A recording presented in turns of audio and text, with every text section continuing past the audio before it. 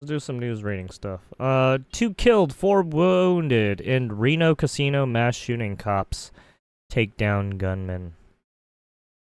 2 people are dead and 4 are wounded after a gunman opened fire outside a Nevada casino, according to reports. Something like this happened in not fucking New York. The dude opened fire on just a bunch of people and cops. Anyways, gunfire broke out at the Grand Sierra Resort at Reno around 7:25 a.m. Monday, with the carnage focused around the casino's valet parking area, according to Reno Gazette Journal. The gunman was shot by police and detained and is among the wounded, some of whom are reportedly in critical condition. Oh yeah, he probably got fucking mag-dumped. Police responded very quickly. Reno Mayor Hillary Skeeve told the Reno Gazette, "It could have been much worse, much worse," she said. She added, "We don't know yet quite how it started or who was involved." Reno police warned residents to stay out of the area. Multiple emergency vehicles include several ambulances responded outside the casino. My heart breaks for the victims, their families, and our entire community. Reno is strong, but we are not immune to the epidemic of gun violence gripping this nation. City Council member Devon Reese said in a social media post.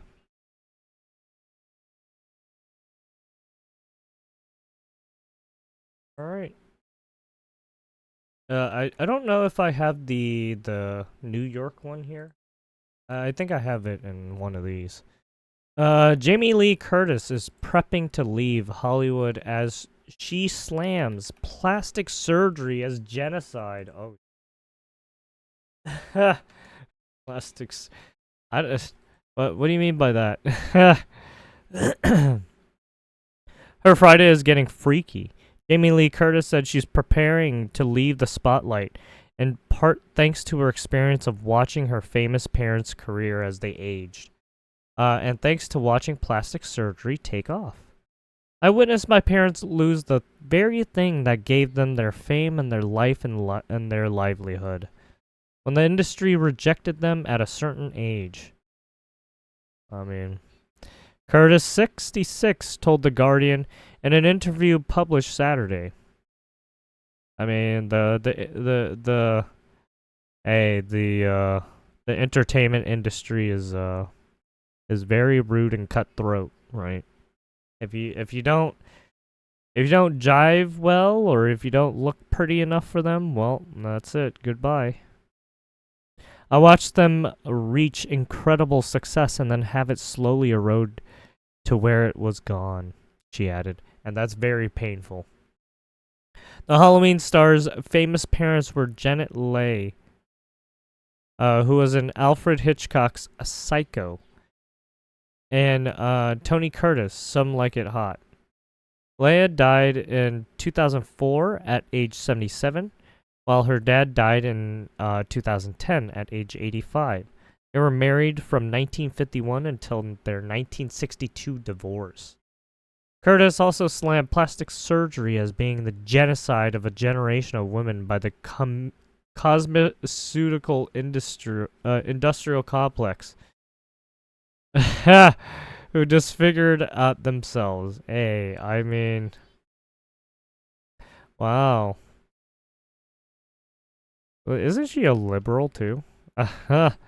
That's an interesting thing to say.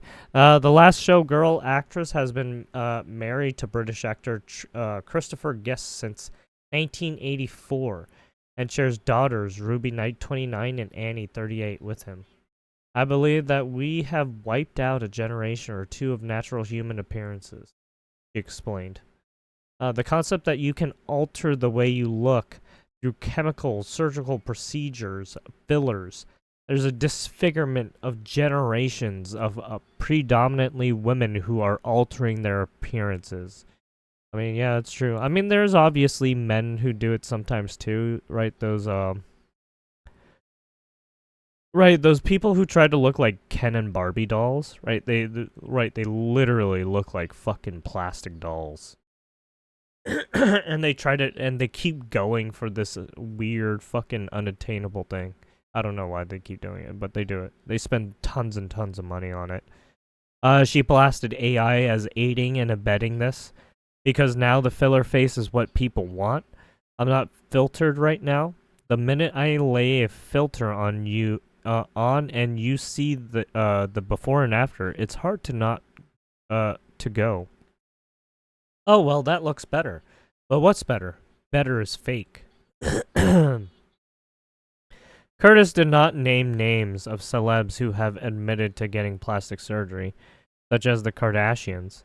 There are too many examples. I will not name them, but very recently we've had a big onslaught through media. Many of those people, she stated. Uh-oh. She knows. Despite her plans to step back from the spotlight, Curtis still has a recent slew of hot projects, as well as upcoming movies and TV shows.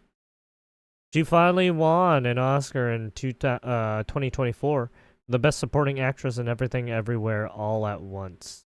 And it has a reoccurring side role at Carmi's Jeremy Allen White, mother in the Emmy-winning drama The Bear, which has been renewed for a season 5. Halloween 2.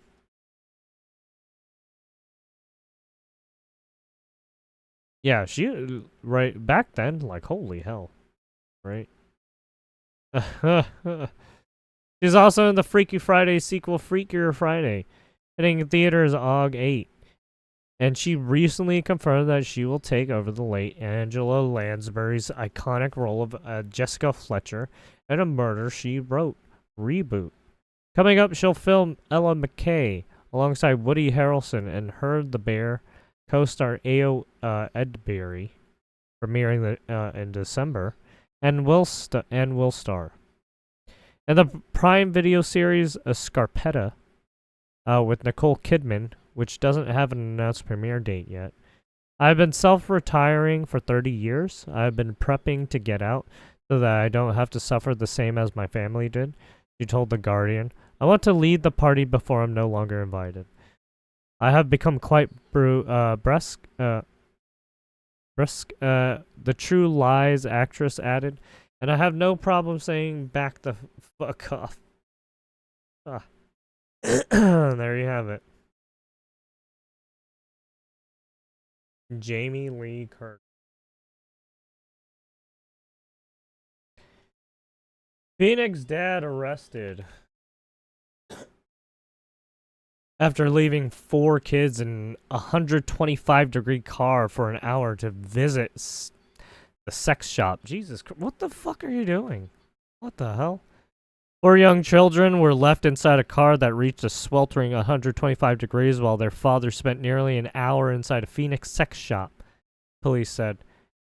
Asensio Largo, 38, was booked on child abuse charges Thursday after cops responded to multiple calls on kids left unattained in the vehicle, which was off with the windows rolled up on a 104-degree July afternoon. Yeah, that's real bad. Don't do that. Officers responded to a parking lot of a business near 24th Street and Madison Street regarding multiple children inside of a vehicle that was not running. When officers arrived, they located multiple children in the car. Officers were able to gain entry into the car and secured the children, Phoenix police said. The temperature inside the car hit a sizzling 125 degrees, police said. The kids ages 2, 3, 4, and 7 were all showing signs of heat distress, including skin discoloration and profuse sweating. Phoenix Police Sergeant Rob Schreier told Fox 10 Phoenix. Police said their internal temperature were all near 100 degrees. They were all removed from the vehicle safely and immediately given to water and placed in an air-conditioned police SUV to be brought to a local hospital, an outlet reported. After the children were freed from the roasting car, police contacted Largo, who was taking his sweet time inside the adult shop. a sex shop featuring an adult arcade with communal viewing theaters and private rooms, providing a unique and discreet environment for sexual exploration. So like VR, right? Something like that. Cops entered the store and called out many times with no response from Largo. Maricopa County Commissioner Jane McLaughlin said during his court appearance, calling the incident shocking. McLaughlin said when he finally emerged, he attempted to pretend it wasn't his car. It just indicates a strong level of reckless culpability of knowing. It's difficult to say that anybody who grew up in Arizona doesn't know that children and dogs die in closed cars, she said. Police also noticed alcohol on Largo's breath. Oh, Jesus. And said his driver's license had an ignition interlock requirement in place, but the vehicle did not have one installed. He was jailed on 4 counts of child abuse and 4 counts of endangerment. Tragically, hot car deaths are not uncommon, correct, in the U.S., particularly as the mercury rises during the summer months. According to the National Safety Council, 37 children under age 15 die each year from heat stroke after being left inside a hot car, with a record of 53 deaths recorded 2018 and 2019. Last month, a 9-year-old died when her mother left her in a car with the windows cracked to work on an 8-hour shift in Texas when temperatures soared to nearly 100 degrees. Jesus fuck, that's super bad. This past weekend, a 3-year-old boy died in Alabama after a child protective service worker left him in a scorch. What the fuck? You're a child protective service worker and you did that?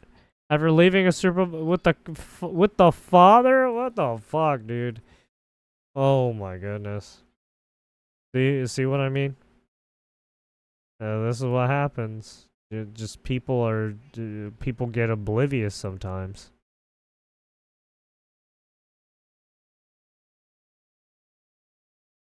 Husband allegedly killed wife for cheating, then murdered another man because he knew he was going to jail. Police. So basically, probably killed the wife's who she was in cahoots with, right? Okay, here we go. A jilted husband allegedly confessed to killing his wife while accusing her of cheating on him, then hunting down another man to murder because he knew he was going to jail, according to a criminal complaint. Father of 2, Joshua Coleman, 30, confessed of shooting his 22-year-old wife, Mandy Coleman, in the head, oh Jesus, inside their home in Ridgeway, Virginia, during a fight last Tuesday, according to criminal complaint. Execution. He then hunted down 68-year-old William Moray because he knew he was going to jail anyway? What the fuck? Why would you... What?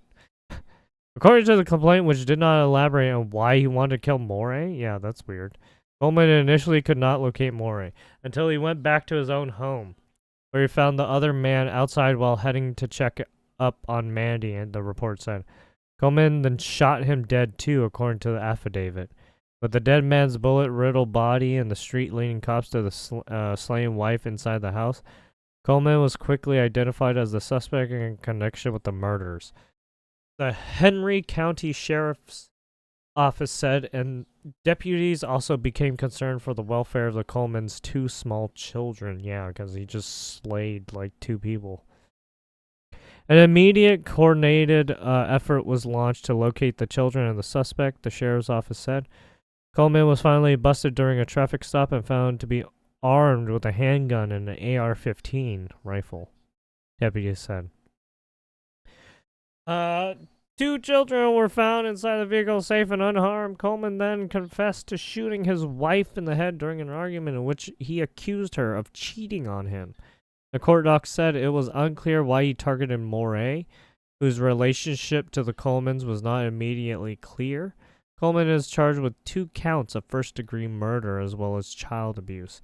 He is being held in the Henry County Adult Detention Center without bond. This is a heartbreaking and tragic situation. that has deeply affected 2 families and our entire community. Sheriff Wayne Davis said, "Our hearts go out to the loved ones of the victims during this incredible, difficult time. Ridgeway is a small town of only about 750 residents in rural southwestern Virginia, just north of the North Carolina border."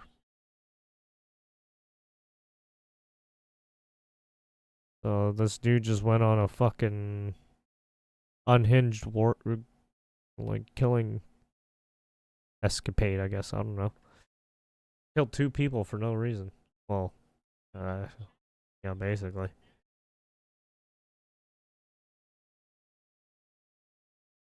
Democrat Leon L. Lamine, who had criminal record wiped under Dem law, is charged with choking and beating women. Oh, Jesus. Woman, sorry.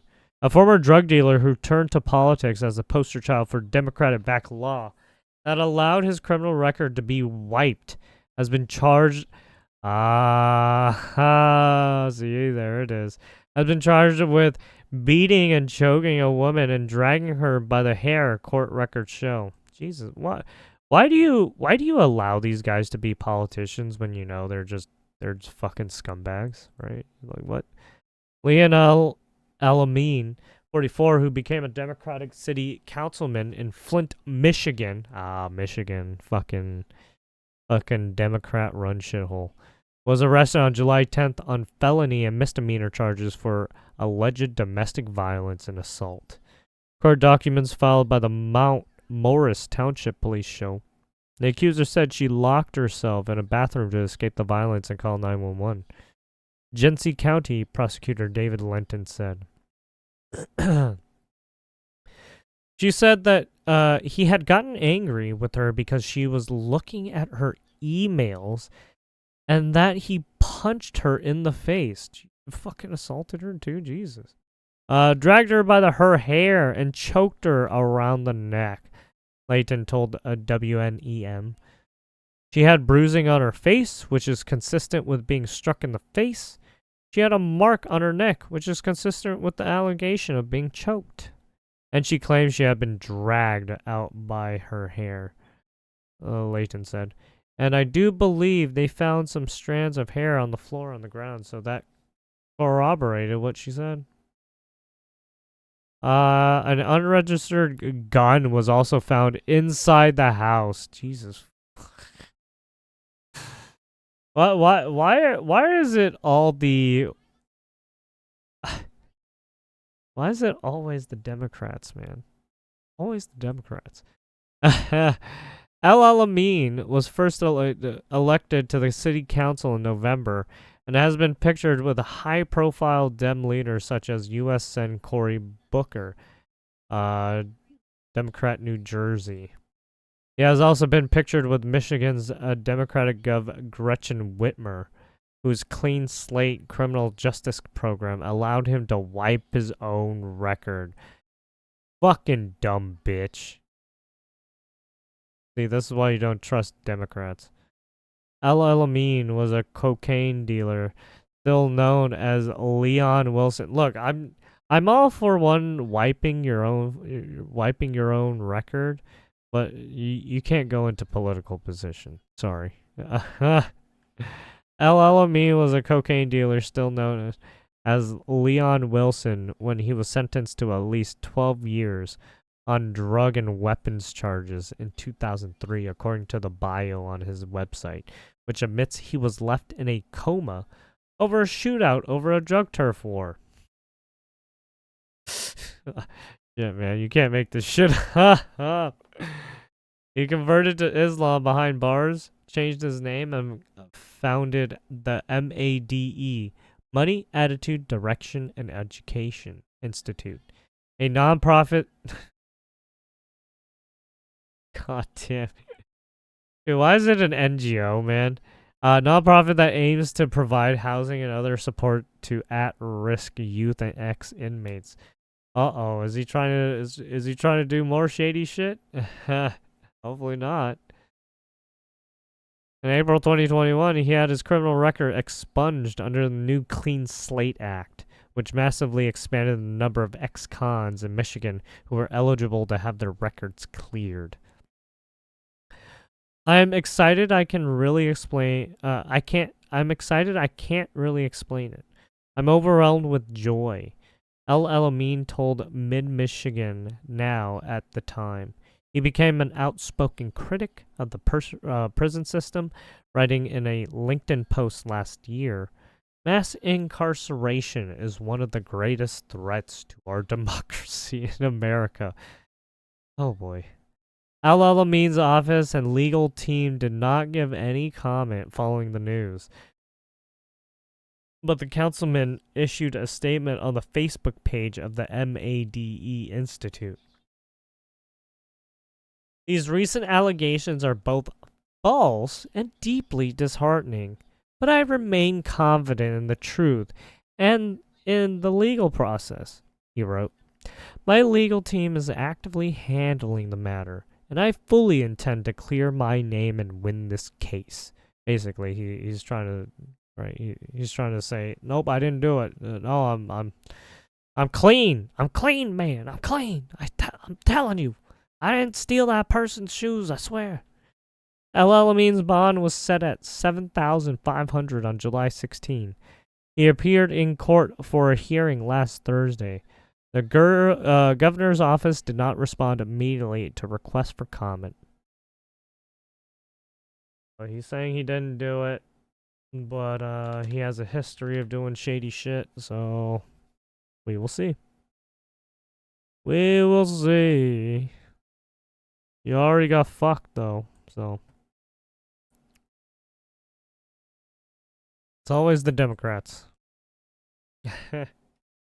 Fraudster scammed Mexican billionaire out of $400 million by claiming they were descendants of Astor.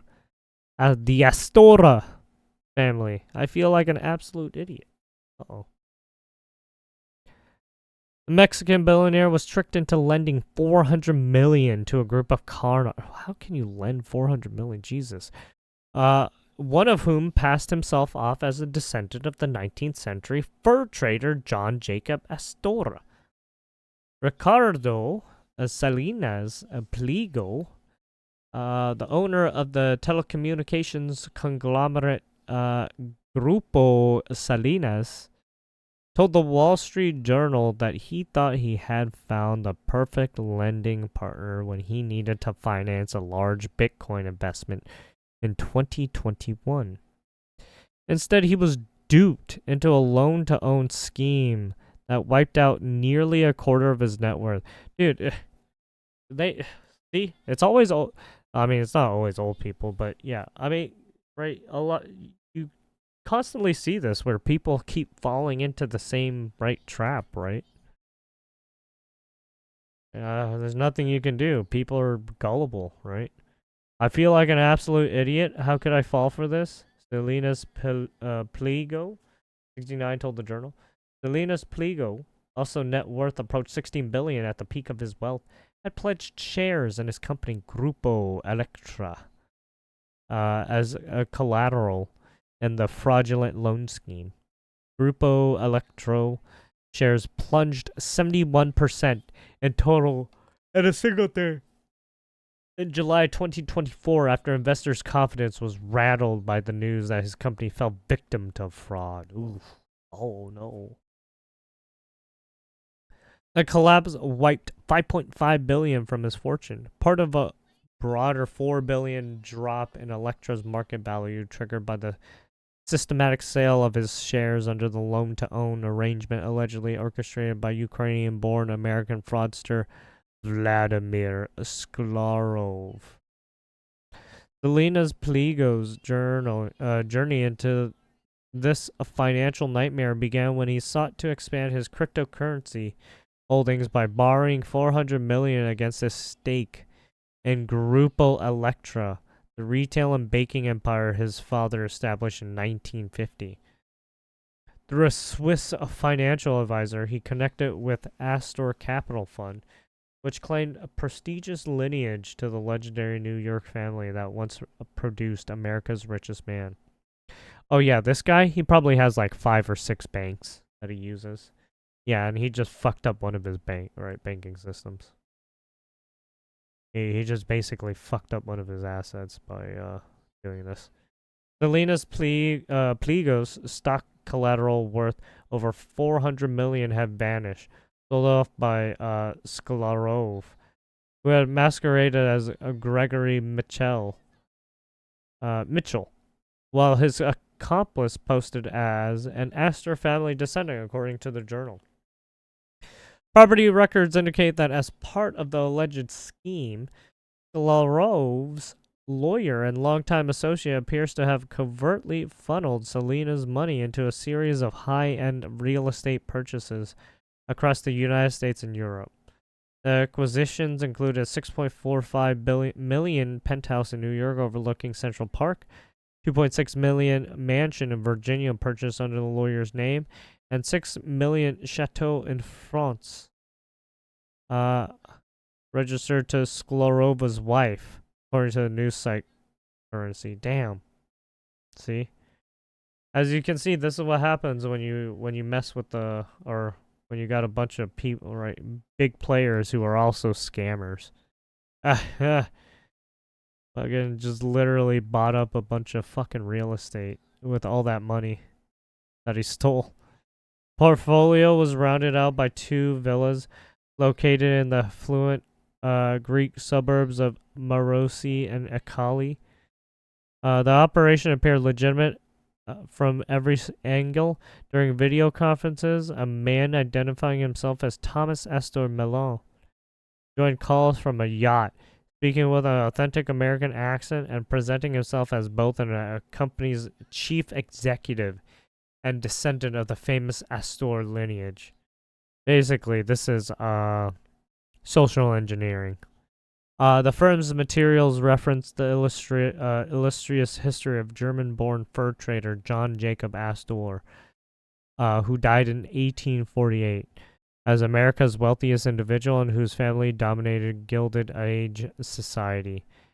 Astor's Capital's professional presentation included attractive loan terms at just 1.15% interest and documentation bearing the official seal of the Regal Lion. The company even maintained a polished website featuring a promotional video showing professionals entering branded offices, complete with imagery of a lion statue and narration about building on principles established by John Jacob Astor's financial empire. Damn, they made a very They made it look as real as possible. Like they made a website, they made fucking videos and everything. Right? Maybe probably using AI, possibly. The reality behind this facade proved far more sinister. Investigators later revealed that Thomas Astor Mellon was actually Alexei Sketchkov, a resident of the former Soviet Republic of Georgia, with a criminal history including prescription forgery and jewelry theft. Holy fuck. Yeah. He's oh no, it's actually someone from Soviet Russia. Fox you. Damn. The primary architect of the scheme, however, was Sklarov, Ukrainian-born fraudster who had operated under numerous aliases, including Mark Simon Bentley, in addition to his Mitchell persona. Wait, Mark Simon Bentley? That sounds familiar.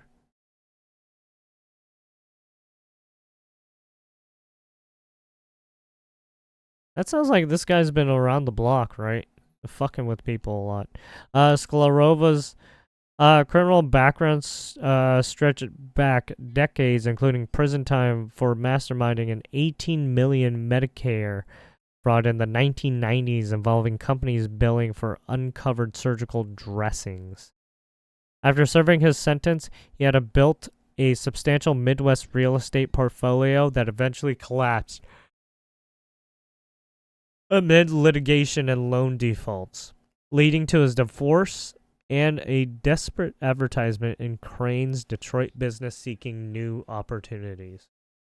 The fraudster had reinvented himself multiple times, legally changing his name from Vladimir to Val in 2006 to avoid what he claimed was discrimination, and later adopting the Bentley moniker because he liked the automobile.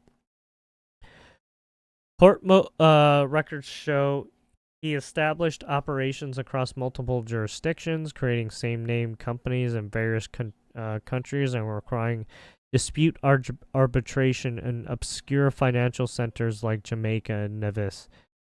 Yeah, so basically this is your con artist, right? This is your guy who keeps making fucking pyramid schemes. Right? He keeps making shell companies too.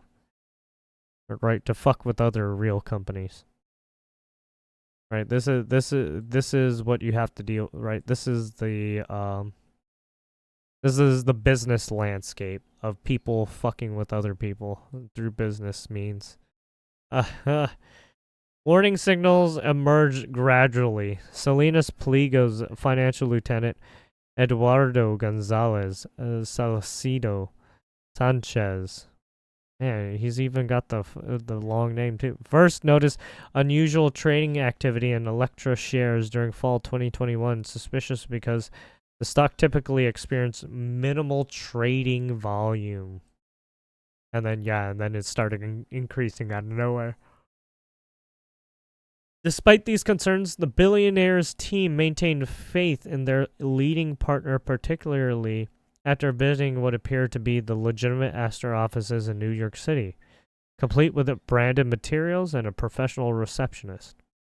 The scheme's collapse accelerated when Salcida Sanchez requested independent verification that the pledged shares remained in Salinas Pligo's custody account. Rather than providing proof, Astor Capital claimed that the inquiry constituted forbidden interference and asserted unrestricted rights over the collateral. When the London broker involved in arranging the deal questioned whether Astor was short-selling the stock, Mitchell responded dismissively that borrowing shares represent normal market operations, according to the Journal. Salinas Pligo's attempt to prepay the loan in July 2024 triggered the final phase of the fraud.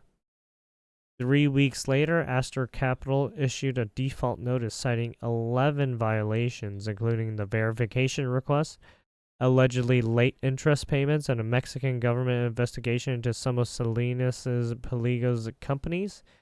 And legal filings cited by the Journal revealed that Salinas Pligo's represented just one victim in a much larger operation. Man, he was running a big-ass fucking scheme, eh? Sklarov allegedly controlled approximately $750 million worth of stock from multiple borrowers across the United States, United Kingdoms, and Asia over several years. His victims included other wealthy executives who fell for similar schemes involving companies with prestigious names like Cornelius Vanderbilt Capital Management, Shearson Lehman, and Bentley's Rothschild. Oh. Man, this guy swindled so many fucking companies. Holy shit. He even got the Bentley Rothschild company. Fuck. Yeesh. Man, he's gonna be dude, they're gonna fucking slack him. The fraud exploited a legitimate but loosely regulated corner of finance known as securities-based lending, where wealthy individuals can access cash without selling their stock holdings. While major Swiss and American banks dominate this market, estimated by Deloitte at $4.3 trillion globally, opportunities exist for less scrumptious operators to exploit borrowers seeking alternative funding sources. Salinas Pligo's legal team has launched an aggressive recovery campaign, obtaining a court order freezing $400 million in London commercial court and applying for access to U.S. bank records to trace proceeds from the share sales. Dude, this is how, right? This is how you get into like dangerous territory of getting like fucking executed, right? Especially when stealing from a bunch of fucking companies like this, right? Because that's taxable too. And you're stealing for the government. You're stealing from the government at that point. Oh well, you're stealing from multiple governments, right? Proceed from the share sales. Their investigation uncovered the complex money flows underlying the scheme, including nearly 300 million moving through accounts controlled by Sklorov's New York attorney before returning to offshore entities. So basically, this is the same thing Sam Bankman-Fried was doing a little bit, right? He's kind of doing this kind of scheme. The fraudster, now living in Greece with his family and reportedly owning. Well, I mean, he wasn't really doing this. He was mismanaging right company funds and using right. He was using right the shareholder right the investors' funds for his own own gain and shit. This guy was just swindling companies. While Sam Bankman-Fried was just swindling investors or and bankers or the government too. The fraudster now living in Greece. This yeah, okay. The fraudster now living in Greece with his family and reportedly owning multiple properties, plus a yacht recently renamed Enchantment, continues to deny wrongdoing. In his defense, Sklarova told the Journal that he operates in a high-risk lending market and maintains that borrowers understood their stock could be lent to other parties. He argues that Astor Capital only promised not to sell shares directly on public shares, leaving room for transfer to third parties who might then execute sales. This is basically your cryptocurrency rug pull. They're essentially rug pulling people. He argues that Astor Capital only promised not to sell shares directly on public exchanges, leaving room for transfers to third parties who might then execute sales. Despite his vast wealth, Salinas Pliegos expresses genuine embarrassment about falling victim to the scheme. On the one hand, it makes me look like an absolute idiot, Salinas Pliego told the Journal when asked about his legal campaign to claw back the money. On the other hand, I feel something needs to be done. There you go. Got fraud and scams going on. Got caught up in the Prince your fridge is running scam, right?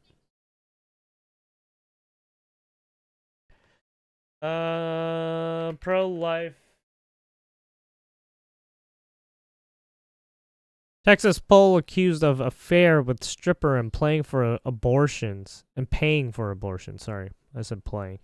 As she shares toward Chuck E. Cheese claims. What the fuck? Chuck E. Cheese. A pro-life Texas state lawmaker is accused of having a years-long affair with a former stripper and paying for multiple abortions. Jesus. The woman, Alex Grace, came forward in a video posted on the Current Revolt Substack. She alleged that Republican state rep Giovanni Capriglione paid for meetups with her along with several abortions for his personal gain, starting when she was just 18. Holy fuck. Man, that's a long time. I know that Giovanni Capriglione has been having affairs since 2005 because it's me. I'm her. I'm not proud of it. In fact, I'm ashamed of it. Hopefully you can keep in mind that we all have a past, and I wish I could say for him that that was the worst of it, but it's not, Grace alleged in a TikTok.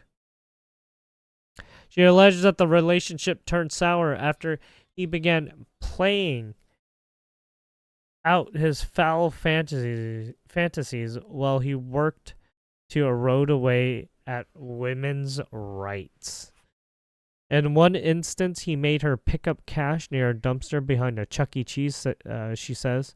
Uh, Caprigileone, 52, dropped his re-election bid for a seat in the suburbs north of Fort Worth just 3 days before Grace's video surfaced. They came clean about the affair. Oh shit, so it was true.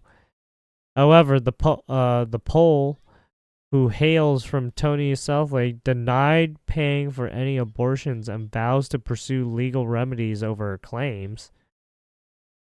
Years ago, I selfishly had an affair. I'm not proud of this. Thank God my wife and family forgave me, and we moved past it and have the strong marriage we do today, he said in a statement. I have never nor would I ever pay for an abortion, he added. But the fact still stands, you're unfaithful. You did adulterous things. You're shady as fuck. On his campaign website, Giovanni touts himself as a pro-life leader with a 100% pro-life voting record. Who voted to defund Planned Parenthood and authored and passed numerous pro-life bills, including the pro-life abortion trigger ban bill. Oh man, if he actually paid for abortions for this chick, oh shit. And he's all touting about fucking right defund Planned Parenthood. Damn.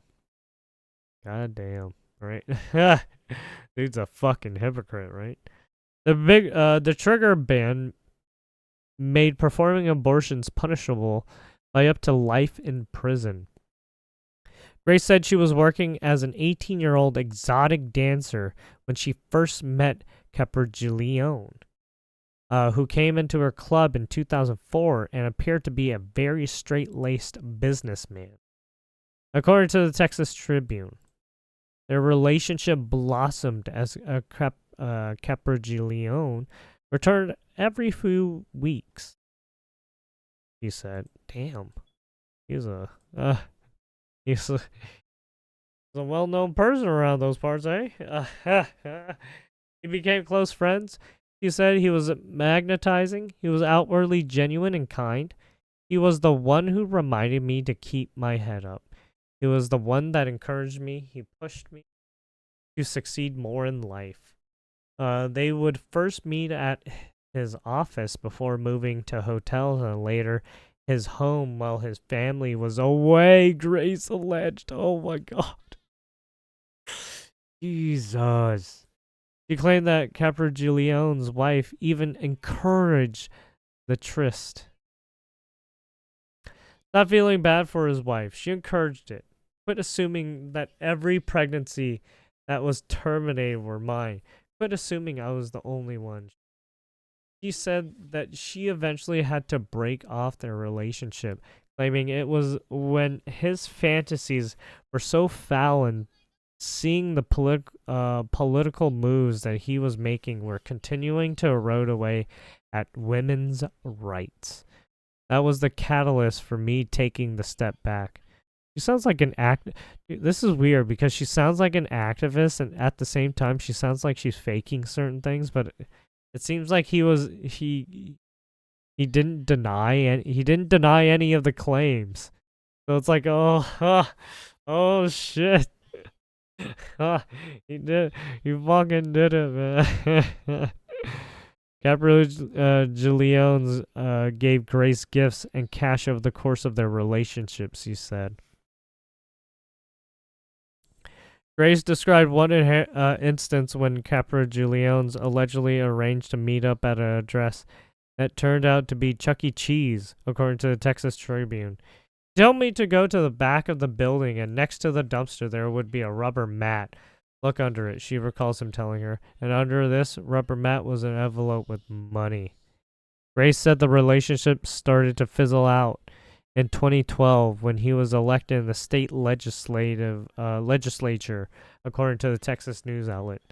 Sometimes between 2019 and 2022, the two had a phone call where Grace shared her outrage with the lawmakers' views, he said.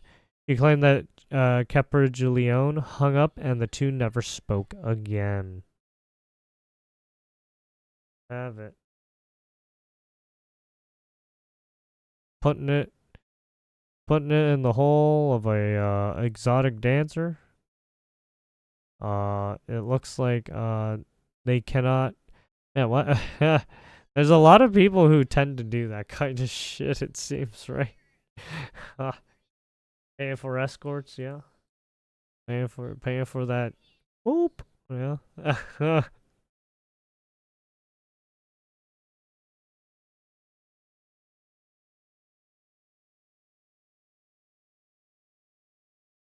Is this?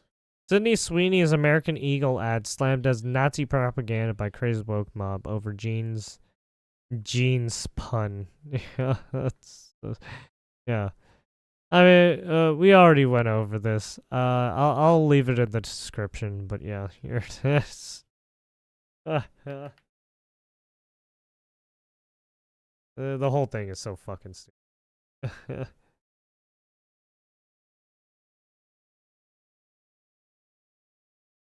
Oh, what happened?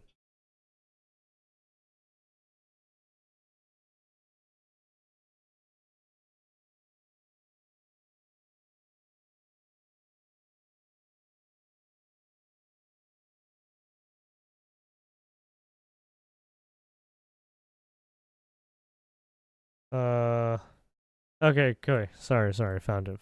Manhattan shooter identified as Shane Tamura, 27 of Las Vegas. What we know about the gunman.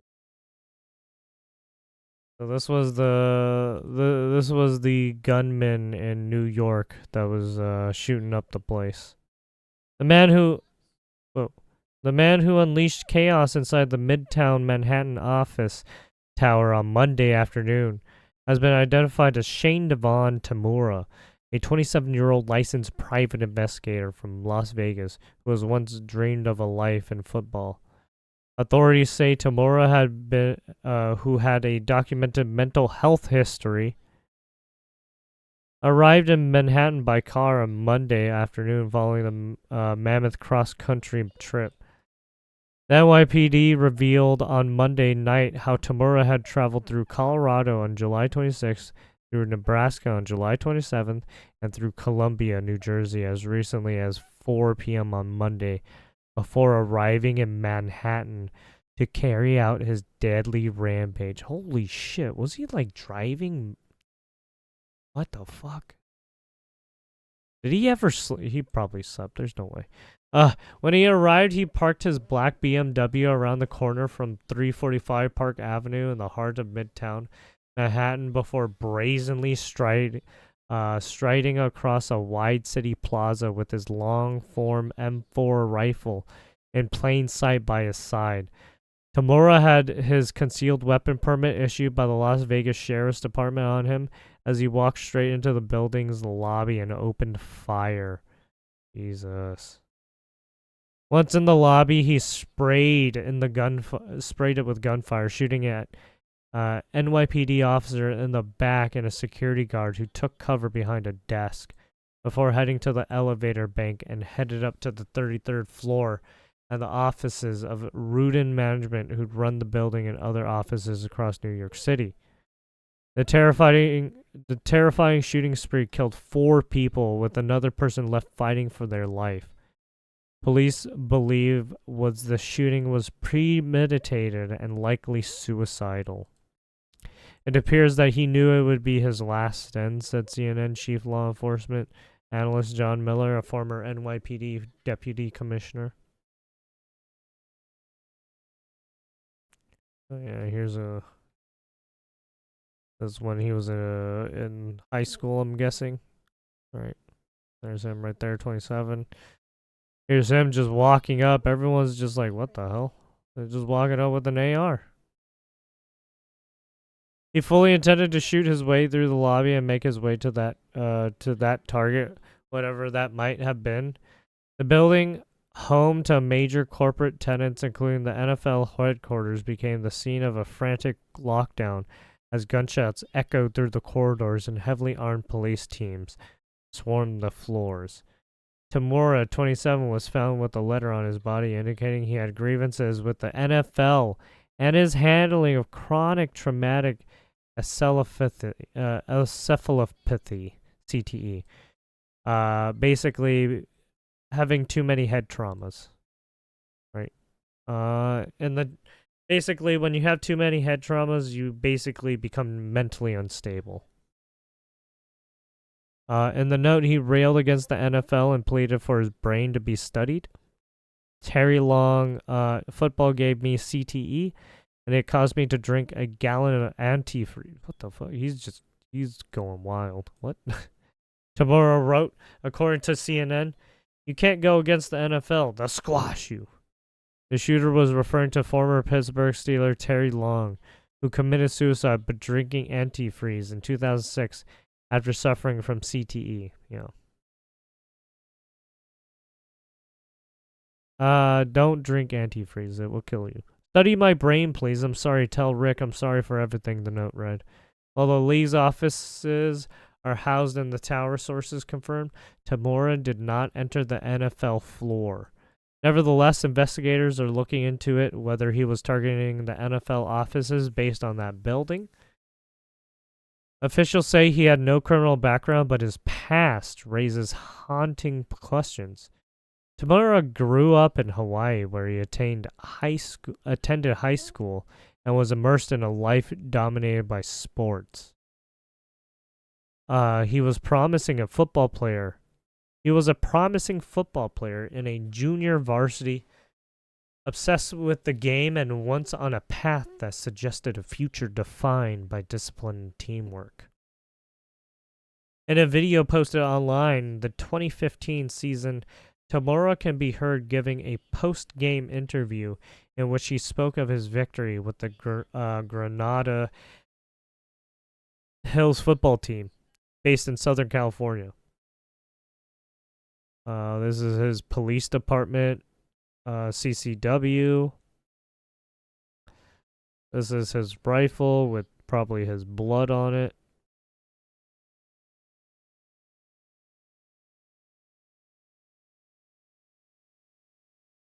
Oh, so they were trying to resuscitate him.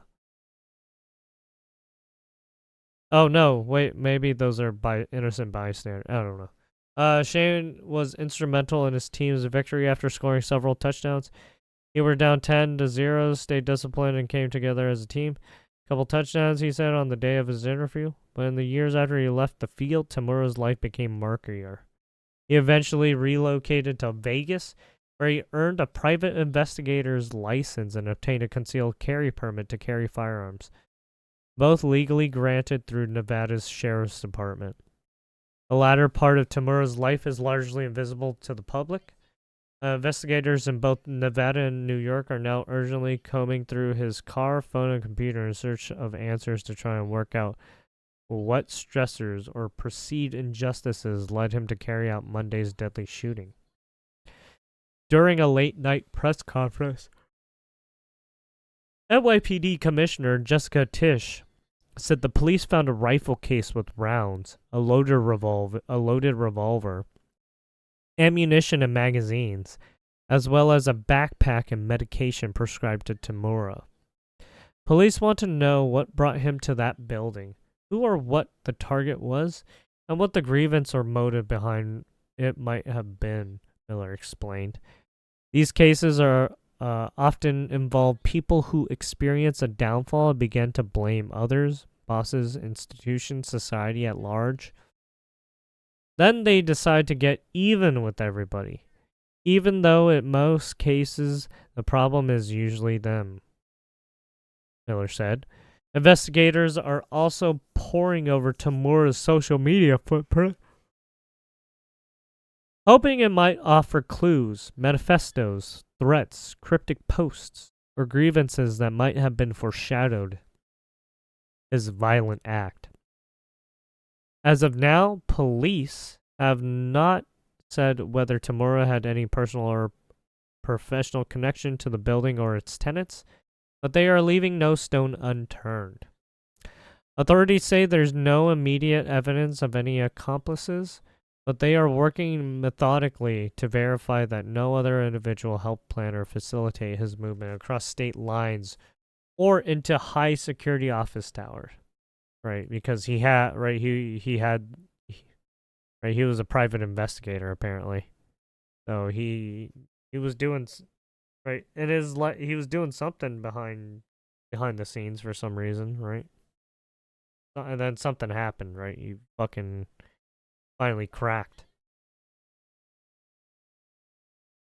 Miller emphasized the shooters like Tamura often spiral quietly, building a world of resentment that no one sees until it erupts in tragedy, basically.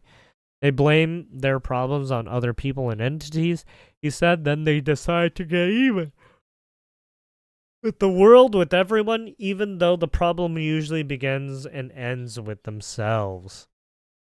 No motive has yet been officially released, but the scene suggests Tamura had a plan that ended with his own death. Yeah, so he probably went to, or he was on a suicide mission, basically. The shooting caused widespread chaos in Midtown.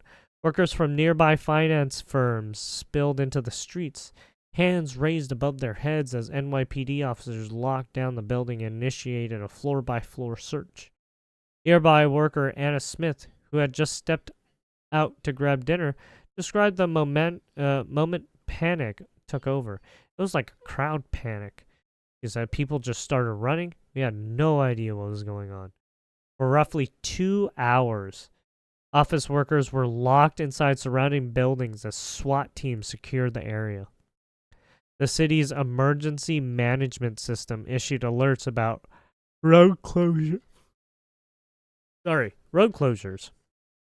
subway disruptions, and traffic delays around Grand Central Terminal and St. Patrick's Cathedral, both just blocks away from the shooting scene.